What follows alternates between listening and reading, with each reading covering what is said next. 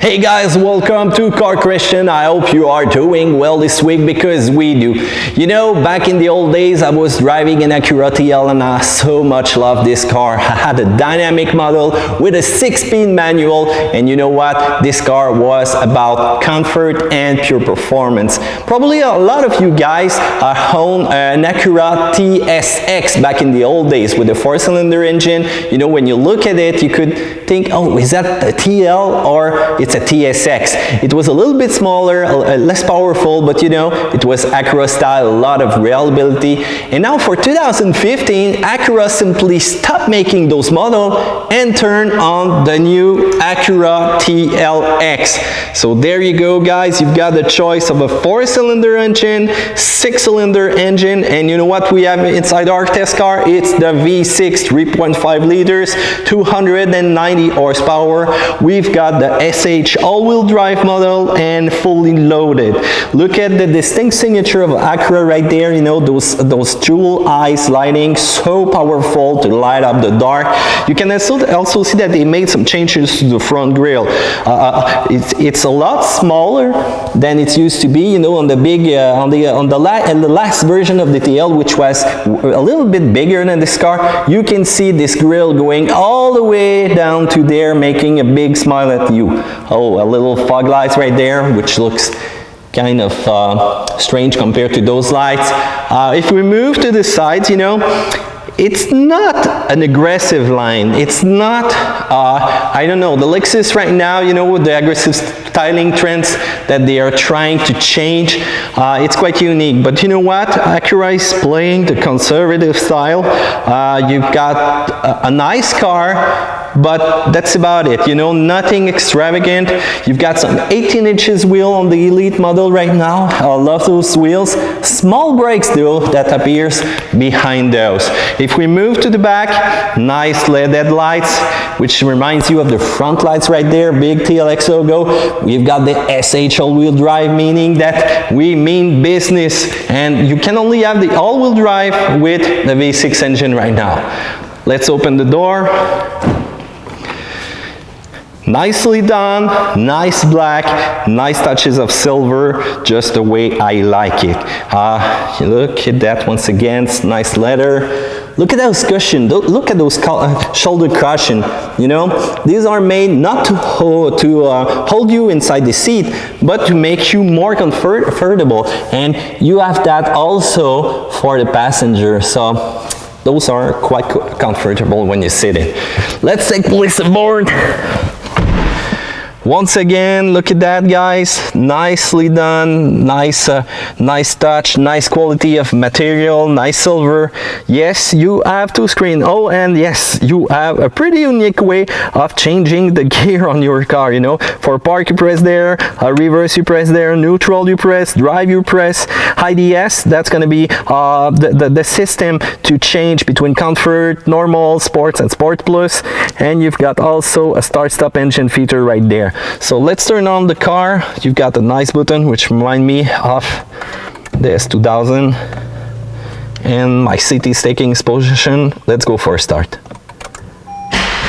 Wow, a lot of warning lights right now when I start the car. This car is fully loaded with a lot of stuff.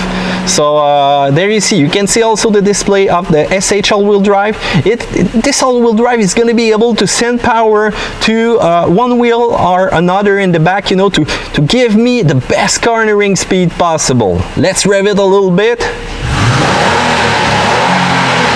Yeah, I love this sound of the V6 engine. When you hear the car coming, you can know it's an Acura, that's for sure. Well, the display, you know, that's not one of my favorite feature right there.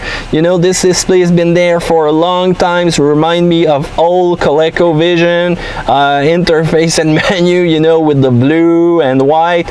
You know, an old DOS interface too could do it. It's not that fast. You have to use that kind of knob right there to go inside the menu. You know what, I don't know why they put two screens. So you got an 8 inches there and you've got the 7 inches there. It could have done it well, probably all with this one. So this one is going to control your temperature, your seating temperature, the mode right there.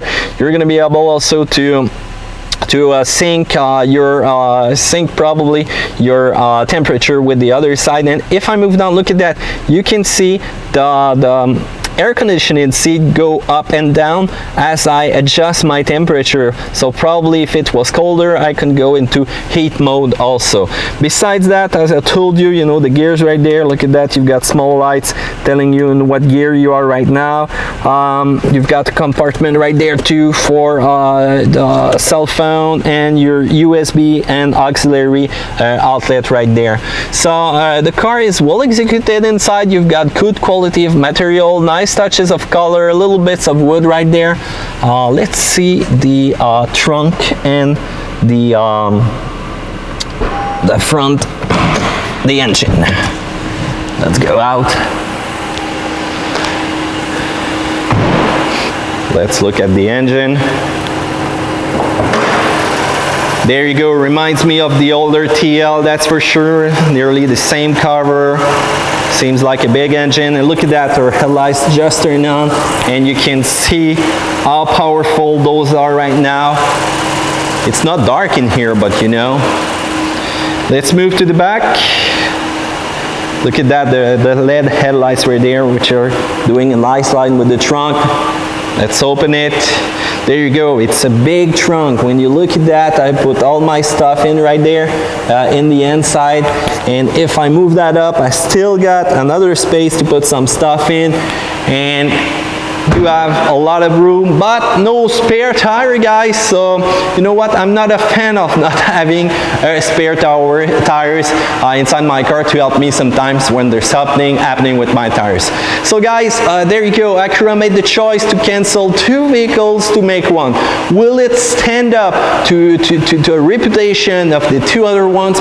Because you know what, I was a fan of the TL with a dynamic edition, with the manual stick, with the 6-speed, but right now the configuration are quite strange. When you look at that, you can have the V6 with the 9-speed transmission, the ZF. You know what, those ZF didn't make good performance in some other manufacturer model, and when you have the 4-cylinder, you've got the dual clutch 8-speed.